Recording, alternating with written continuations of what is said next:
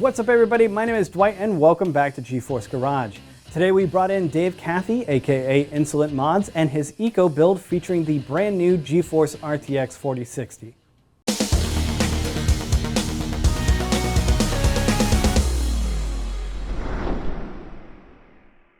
Well, welcome back to GeForce Garage, Dave. Thanks for having me. So what did you bring us today?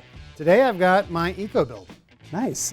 What is the overall concept of this build? Well, I'd always wanted to build something that was more environmentally friendly, efficient parts, biosourced epoxy, natural fiber. I really got into with a previous build that I wanted to take a little further.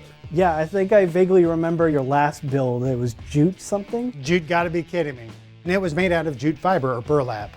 This one, in contrast, is made out of flax, which you would normally find in, say, making linen. So what was the process about making this case or even the shape of it?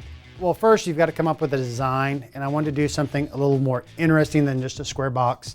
And luckily with composites, you can have a little more fun with the shape. So it's kind of a complicated thing, but first you start with a mold. I used the pink foam you would basically get at a home store. And since you can't get a ginormous block of it to carve down, I made little slices and glued them all together, and that gave me something to work off of. Once you get to that point, you can take that and wrap your fiber around it. What I did was called infusion molding, and that's where you basically get your part ready for having resin applied to it, put it under a vacuum in a bag, let the resin flow into it with the vacuum pulling it into the mold, and it pulls it through the fiber, and then at that point you just wait for it to cure, and then you have your part. There are two different looking materials, but they're all flax.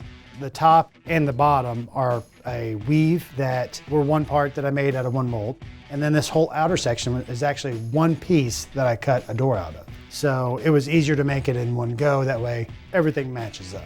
Nice. Can you work with it after the resin has cured? You can sand it, you can cut it, you can do a whole lot of other stuff, but basically at that point it's similar to a carbon fiber. It's not as strong as carbon fiber, but everything that you get out of carbon fiber is the same. Strength, light, the ability to mold it in basically any shape you want. Basically it's nature's carbon fiber. Perfect for an eco build. Exactly. And along with that, one of the ideas about being more eco-friendly is using less material. So on a normal case, you'd have a motherboard tray or some fan holders, and we bypassed that because we wanted to save material. Yeah, I see that your fans are suspended by like a bungee cord. Actually, it's the same paracord I used for the cable sleeving. I thought it gave it a nice, different look rather than using the normal screws that you would from a fan. That's awesome. So before we get into the rest of the specs of the build, let's talk a little bit about this RTX 4060. Yeah, I was lucky it came out when I was looking for a card that was power efficient and had a smaller footprint. Yeah, it's going to be a great 1080p GPU, even more so with DLSS 3 and frame generation. And I think it'll be great for a LAN party. It's true. All right, so what else is inside of there?